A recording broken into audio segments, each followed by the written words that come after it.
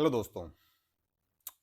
मेरी एक गलती की वजह से मेरा 2,34,000 रुपए का नुकसान हुआ। मैं पूरी कहानी आपके साथ बताऊंगा कि मुझे 2,34,000 का लॉस शेयर मार्केट के थ्रू कैसे हुआ। स्टॉक मार्केट से जुड़ी हुई अपनी पूरी जर्नी को आपके साथ वीडियो सीरीज के माध्यम से बताऊंगा। और चूंकि मैं पिछले 3 साल से स्टॉक मार्केट में एक्टिव हूं, तो मैंने क्या सीखा है, कैसे सीखा है और कैसे शेयर मार्केट काम करता है, हर एक चीज़ मैं आपके साथ शेयर करूंगा अपनी वीडियो सीरीज के माध्यम से। और मैंने जो जो भी गलतियां की हैं वो सब भी मैं आपके साथ शेयर करूंगा।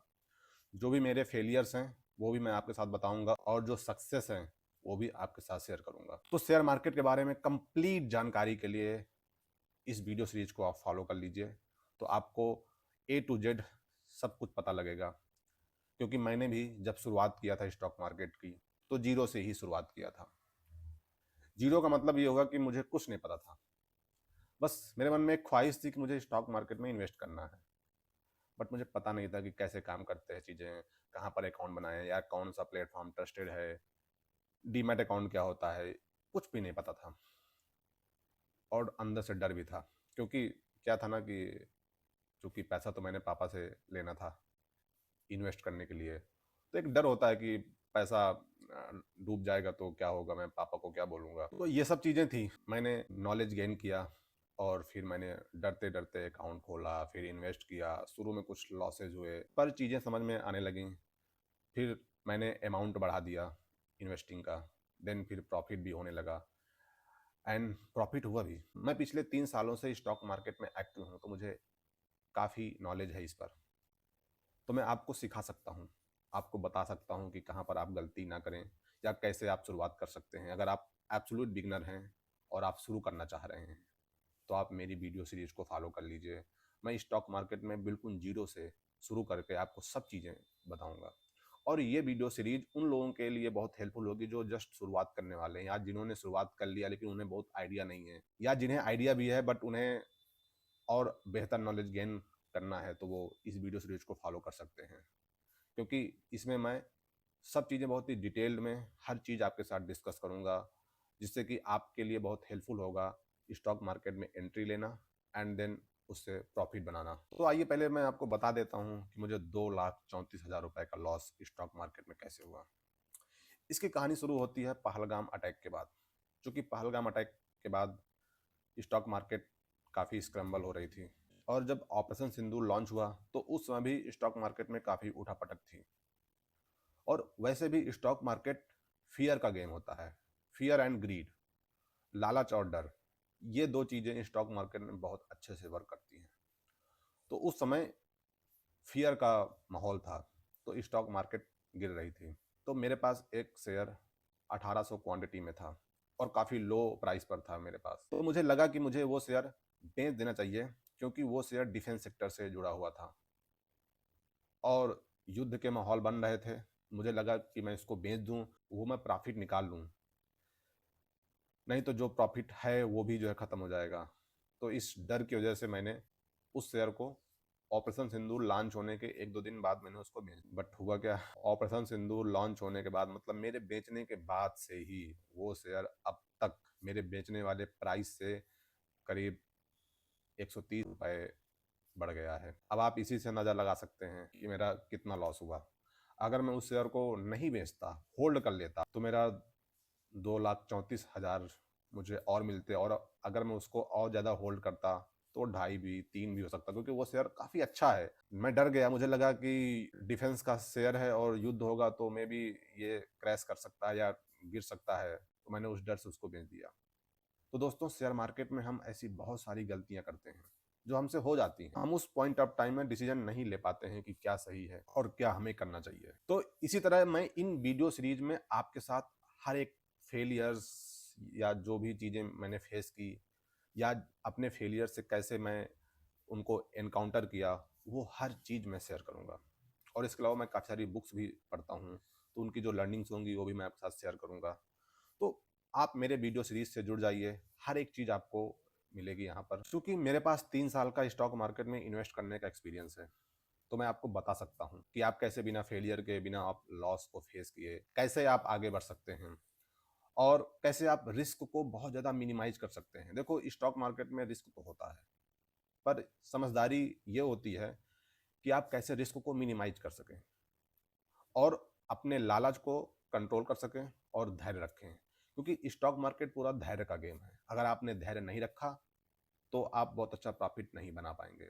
और दूसरी चीज़ ये है कि स्टॉक मार्केट में फियर एंड ग्रीड, लालच और भय बहुत तेजी से काम करते हैं, लेकिन ये सब टेम्परेरी होते हैं।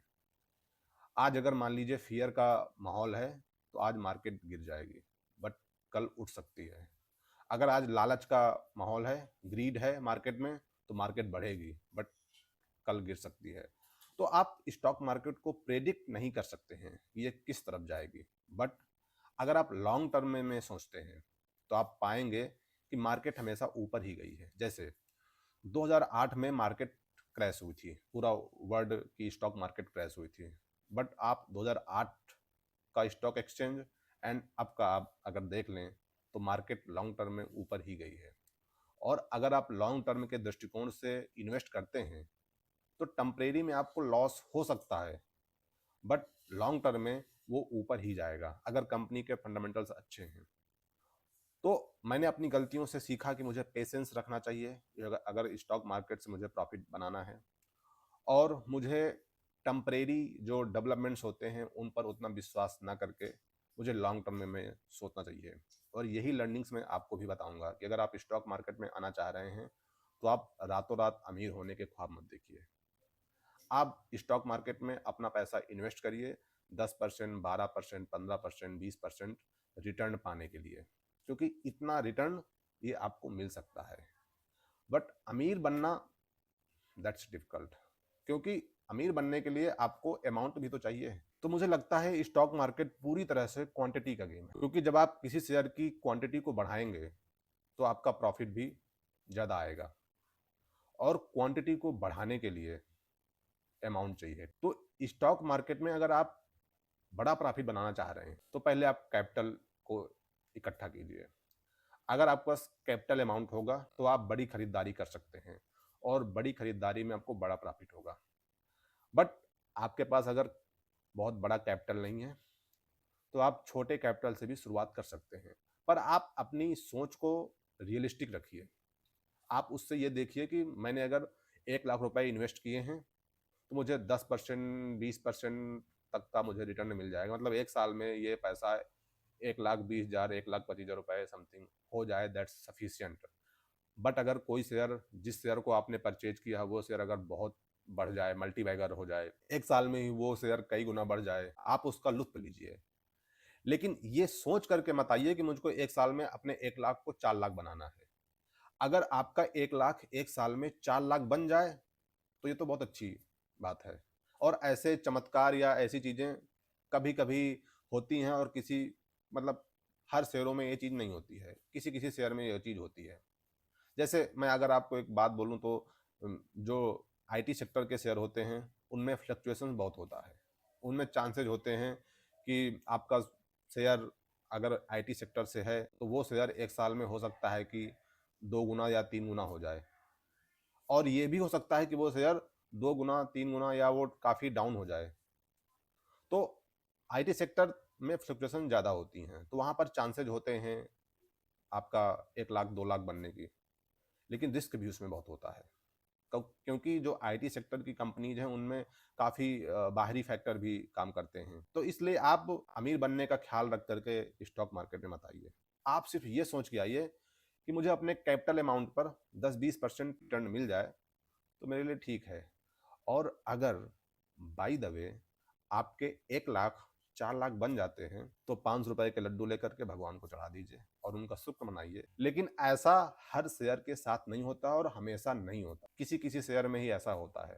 जैसे राकेश झुनझुनवाला जी थे, उनकी डेथ हो गई है, बट उन्होंने टाइटन शेयर खरीदा था और उस टाइटन शेयर ने उनको करोड़ों का फायदा दिया। हर शेयर के साथ ऐसा नहीं होता है। कोई एक शेयर होता है जो कि आपने अच्छा पिक कर लिया तो वो आपकी लाइफ बदल सकता है। तो भगवान से प्रार्थना कीजिए कि कुछ ऐसे शेयर गलती से ही सही या तुक्के से ही सही या रिसर्च के साथ सही पिक हो जाएं, आप उनको खरीद करके अपने पोर्टफोलियो में रख लें और फिर इंतजार करिए समय का।